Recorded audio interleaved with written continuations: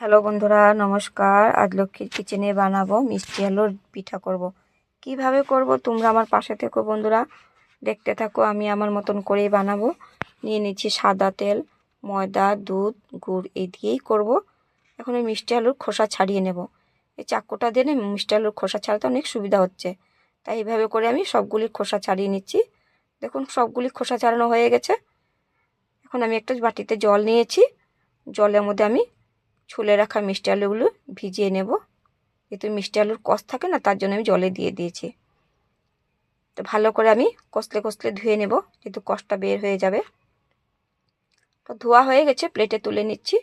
তো অনেকগুলি বড় বড় আছে, অনেকগুলি ছোট ছোট আছে, তো আমি কেটেও নেব। তো আমি চাকু দিয়ে ছোট ছোট করে কেটে নিচ্ছি। যেহেতু কুকারটা ছোট না, তার জন্য মানে কুকারের মধ্যে বড় বড়গুলি ঢুকবে না, তাই ছোট ছোট করে কেটে নিয়েছি। কুকারটা নিয়ে নিয়েছি। কুকারের মধ্যে আমি সব মিষ্টি আলু দিয়ে দেবো। দিয়ে জলও দিয়ে দিয়েছি। সামান্য একটু নুন দিয়ে দেবো। কুকারের ঢাকনিটা লাগিয়ে দিয়েছি। গ্যাসে বসিয়ে দিয়েছি বয়েলের জন্য। 5 মিনিট পরেই বয়েল হয়ে যাবে, বেশি টাইম লাগে না। তো বয়েল হয়ে গেছে, ঢাকাটা খুলে দেখবো কেমন হয়েছে। বয়েল হয়ে গেছে, জল ঝারিয়ে নেব। দেখো অনেকগুলো গলেই গেছে। তো জল ঝাড়ানো হয়ে গেছে, একটা বাটিতে তুলে নিচ্ছি। তোমাদেরকে দেখিয়ে দিচ্ছি কেমন নরম হয়েছে। দেখুন কত নরম হয়ে সফট হয়ে গেছে। ভালো করে মেখে নেব। গরমে গরমে মেখে নিলে ভালো হয়। তো মাখানো হয়ে গেছে, দিয়ে দেব ময়দা।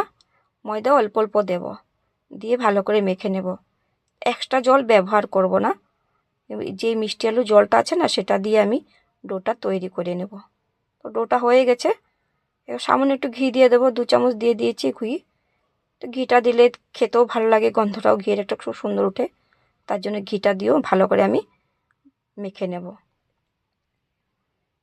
তো দেখুন হয়ে গেছে মাখানো। প্লেটে নিয়ে নিয়েছি। রুটি বেলার চাক্কির মধ্যে আমি লম্বা লম্বা করে লিচি কেটে এভাবে করে শেপ দিয়ে নিয়েছি। চাক্কু দিয়ে ছোট ছোট করে বল বানাবার জন্য আমি লিচি কেটে নিচ্ছি। এইভাবে করে সবগুলো আমি কেটে নেব। তো একটা একটা বল নিয়ে আমি এভাবে করে বল বানিয়ে নেব। দেখুন কিভাবে করে বানিয়েছি, এই যে এইভাবে করে। তো সবগুলো এইভাবে করে আমি বানিয়ে নিয়েছি। দেখুন কত সুন্দর লাগছে। এখন আমি গুড় কেটে নেব। তো গুড়টা অনেক বড় আছে, তো বেশি লাগবে না, অর্ধেকটা দিলে হয়ে যাবে। আমি গুড়ও কেটে নিয়েছি। গুড়ের কালারটা কত সুন্দর লাগছে। তো সাদা তেল দিয়ে দিয়েছি। কড়াই গরম হয়ে গেছে। এখন আমি আস্তে আস্তে করে বলগুলি দিয়ে দেব। এইভাবে করে সবগুলি অল্প অল্প করে দিয়ে দেব। একসাথে তো ভাজা যাবে না, অল্প অল্প করে ভাজতে হবে। তো হালকা হালকা করেই ভাজবো, বেশি লাল করব না। দেখুন এইভাবে করে ভেজে নিয়েছি। তো ভাজা হয়ে গেছে, তুলে নিচ্ছি। সবগুলি হয়ে গেছে, কত সুন্দর লাগছে দেখতে। কড়াইয়ের মধ্যে আমি দুধ দিয়ে দিয়েছি। দুধটাও ফুটিয়ে গেছে দেখুন। তো পিঠাগুলি দিয়ে দিয়েছি। তো ভালো করে একটু নেড়ে নেব। দিয়ে দেবো এলাচি, তেজপাতা। তো আবার একটু নেড়ে নেব, যেহেতু নাড়তে হবে, নয়তো লেগে যাবে নিচে। দিয়ে দিয়েছি সামান্য একটু চালের গুঁড়ি। চালের গুঁড়িটা দিয়েছি যেন ঘন হওয়ার জন্য। তো ঘন হলেই ভালো লাগবে, খেতেও ভালো লাগবে, দেখতেও ভালো লাগবে। তো দিয়ে দেবো একটু নারকেল কুড়া। তো নারকেল কুড়াও দিয়ে দিয়েছি। দিয়ে দেবো গুড়। তো আবারও নেড়ে নেব। কালারটা কত সুন্দর হয়েছে গুড় দেওয়াতে।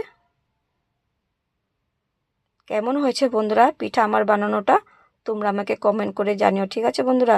একটু ঘিও দিয়ে দিয়েছি, মাখার সময়ও দিয়েছিলাম, এখন বানানো হয়ে গেছে তাও দিয়ে দিয়েছি। প্লেটে তুলে নেব।